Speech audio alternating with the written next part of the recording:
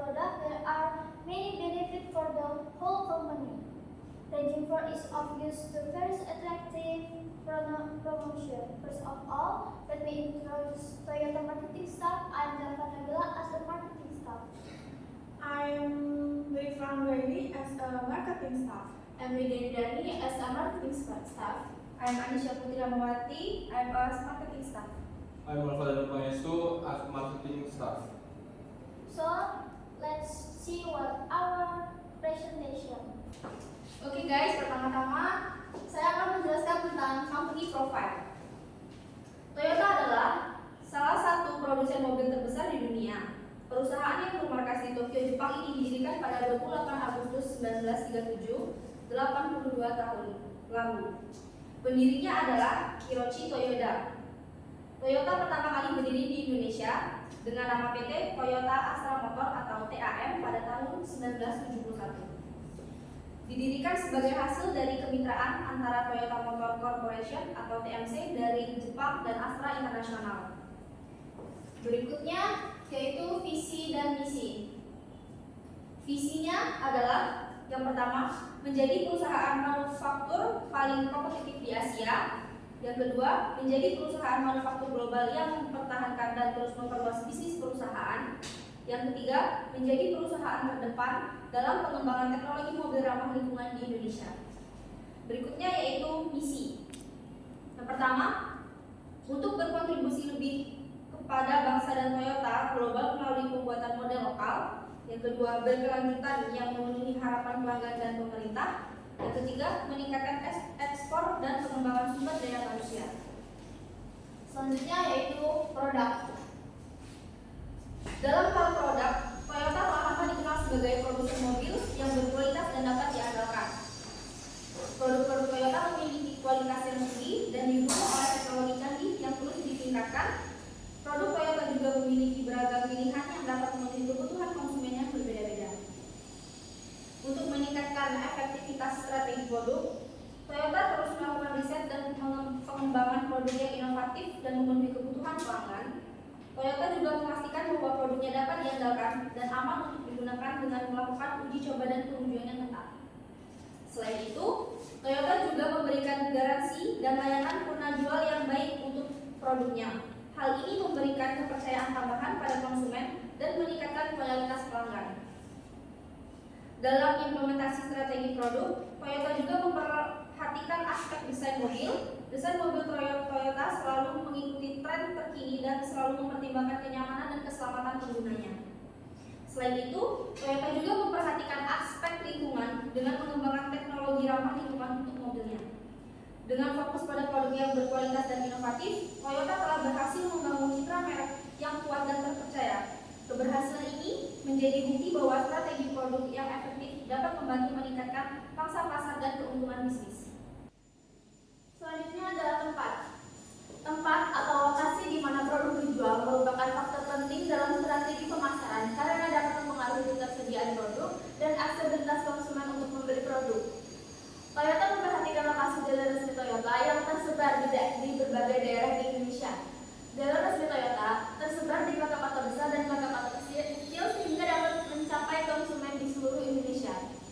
Toyota juga memastikan ketersediaan mobilnya di dealer resmi Toyota dengan melakukan pengaturan stok dan distribusi mobil yang efektif. Toyota memperhatikan kualitas pelayanan di dealer resmi Toyota.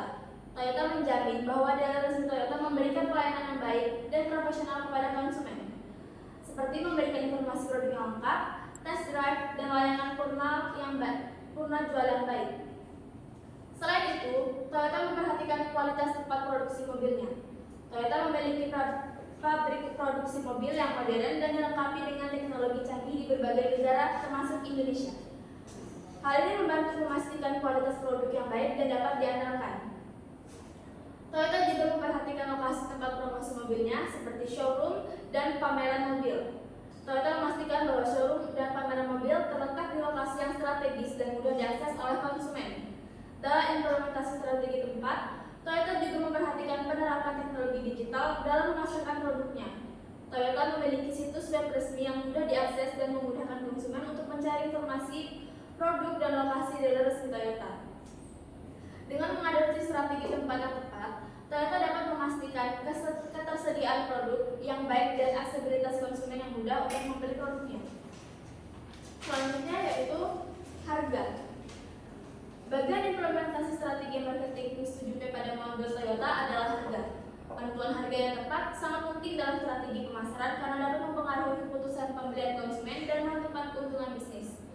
Dalam hal ini, Toyota memperhatikan beberapa faktor dalam menentukan harga mobilnya, seperti biaya produksi, harga pesaing, dan permintaan pasar.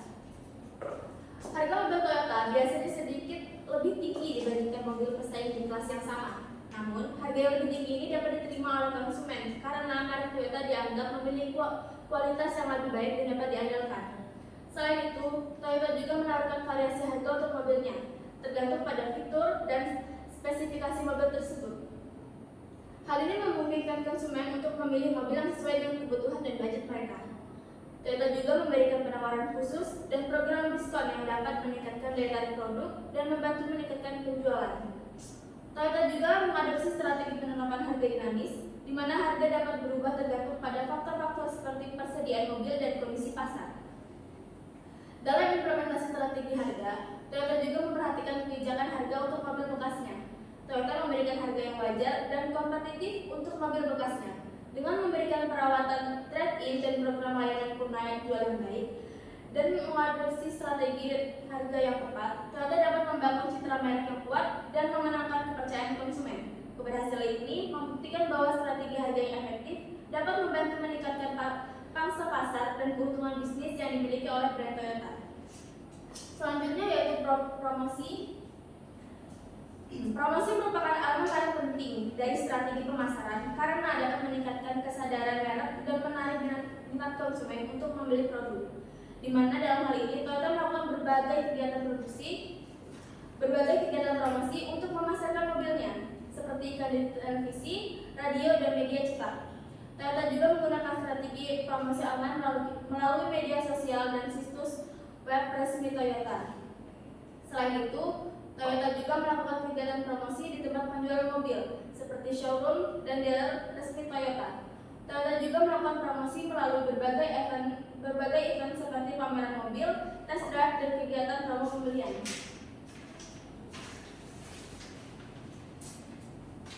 Tidak berhenti di situ, Toyota juga memperhatikan branding mereknya dalam kegiatan promosi, di mana Toyota selalu menggunakan citra merek yang kuat dan terpercaya dalam iklan dan promosi yang mereka lakukan, sehingga hal tersebut dapat membangun kepercayaan konsumen dengan lebih baik. Selanjutnya analisis SWOT. Yang pertama, Toyota Strengths. 1. Dominasi global.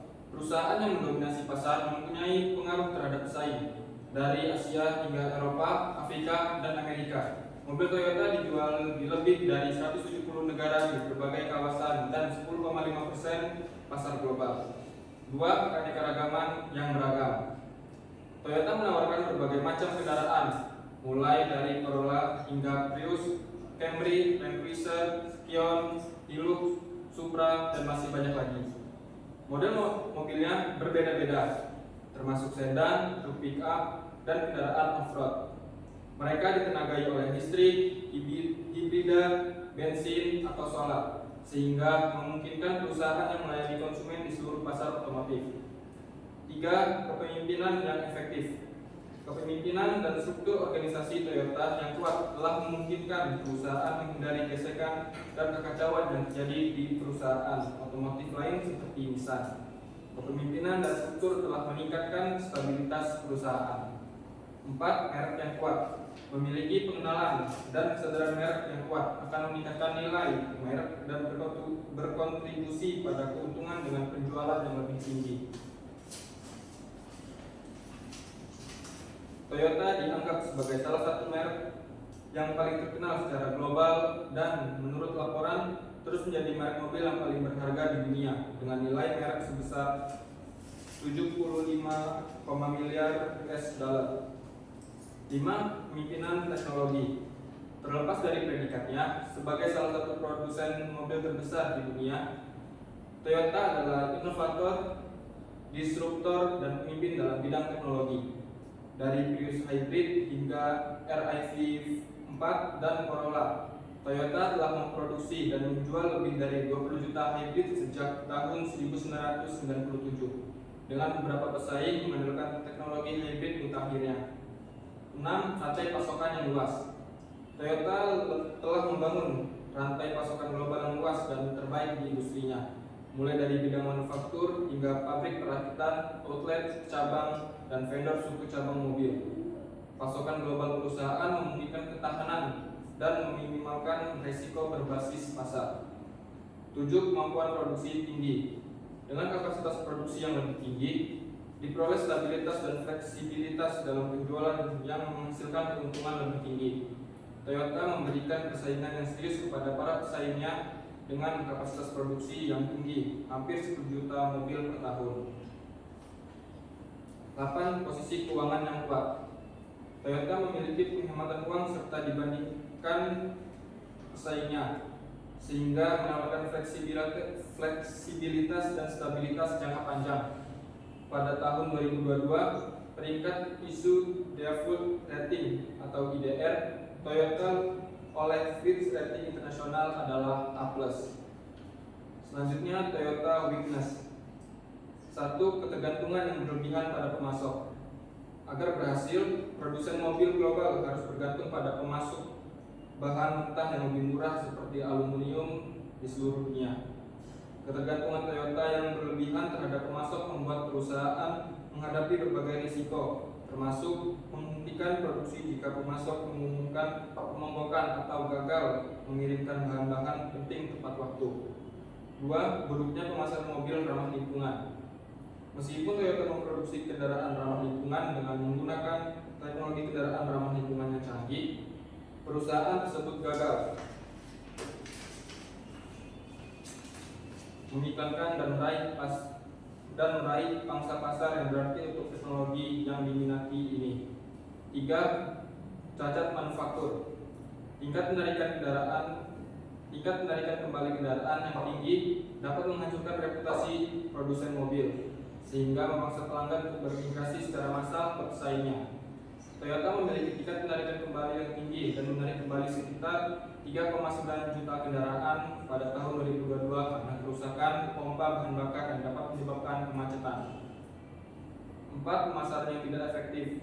Selain model Toyota dan Lexus, perusahaan juga memiliki merek mobil Hino dan Daihatsu yang kurang dikenal konsumen karena strategi pemasaran Toyota yang tidak efektif. Selanjutnya, Toyota Opportunities, yaitu peluang Toyota. Yang pertama, fokus pada negara berkembang. Situasi keuangan di negara-negara berkembang telah meningkat pesat selama beberapa dekade terakhir. Toyota dapat meningkatkan investasi di negara-negara berkembang seperti Tiongkok dan memanfaatkan permintaan mobil yang terus meningkat dari kelas menengah yang terus berkembang. 2. Perluas ke kendaraan otonom. Permintaan akan kendaraan self-driving yang aman namun lebih murah meningkat secara mencengangkan. Toyota dapat berekspansi ke pasar yang sedang berkembang ini dan memanfaatkan peluang yang ada. Yang ketiga, memperluas ke bidang alat kesehatan. Pandemi virus corona telah menyoroti pentingnya produsen mobil terlibat dalam industri lain yang tidak terkait. Toyota berkontribusi pada upaya global untuk memerangi COVID-19 dengan mengalihkan pabriknya untuk memproduksi pelindung wajah medis. Perusahaan dapat melakukan ekspansi lebih jauh dengan memproduksi peralatan medis lainnya seperti ventilator. Selanjutnya, meningkatkan fokus pada kendaraan ramah lingkungan. Jumlah konsumen yang sadar lingkungan telah meningkat selama beberapa tahun terakhir. Toyota dapat memanfaatkan peluang ini dengan meningkatkan investasinya dan fokus pada produksi kendaraan ramah lingkungan seperti mobil hibrida dan listrik. 5. Berinvestasi di bidang terkait. Toyota memiliki keahlian dan sumber daya untuk terlibat dalam bidang lain dalam industri otomotif seperti produksi sepeda motor atau yang terkait dengan industri tersebut, seperti aplikasi ride sharing dan layanan mobilitas multimoda. Selanjutnya ada Toyota Threats, yaitu ancaman Toyota. Yang pertama, pandemi global. Otomotif adalah industri padat modal yang tidak dapat beroperasi secara efektif tanpa persediaan suku cadang dan bahan mentah. 2. Persaingan yang sengit. Toyota menghadapi persaingan global. Pesaing tradisional seperti Nissan, Ford, Volkswagen, BMW, Mitsubishi, Hyundai, dan banyak pendatang baru. Dengan meningkatkan persaingan, pertumbuhan profitabilitas dan pangsa pasar menjadi lebih lambat. 3. Publisitas negatif. Konsumen terus-menerus dihadapkan pada gambaran kelompok teror, pemberontak, dan tentara rezim nakal yang mengendarai truk off-road Toyota. Lalu gejolak perekonomian global. Mulai dari resesi global akibat pandemi hingga tarif dan isolasionisme Trump mengambil bagian dalam kancah global demi keuntungan akan semakin menjadi tantangan bagi Toyota jika ancaman ini terus berlanjut. Selanjutnya, perlombaan teknologi. Dengan adanya perlombaan untuk menghadirkan kendaraan listrik dan otonom, produsen mobil termasuk Toyota didorong untuk menginvestasikan miliaran dolar dalam kemitraan dan teknologi yang akan datang untuk bersaing dengan para pesaing. Yang terakhir, bahan baku yang langka dan mahal. Selama berabad-abad, konsumsi global telah mengurangi sumber daya di seluruh dunia sehingga menyebabkan peningkatan harga input, operasional, profitabilitas, dan keberlanjutan Toyota dapat terkena dampak negatif jika tren ini terus berlanjut. After hearing the explanation from my colleagues, let's watch the following video.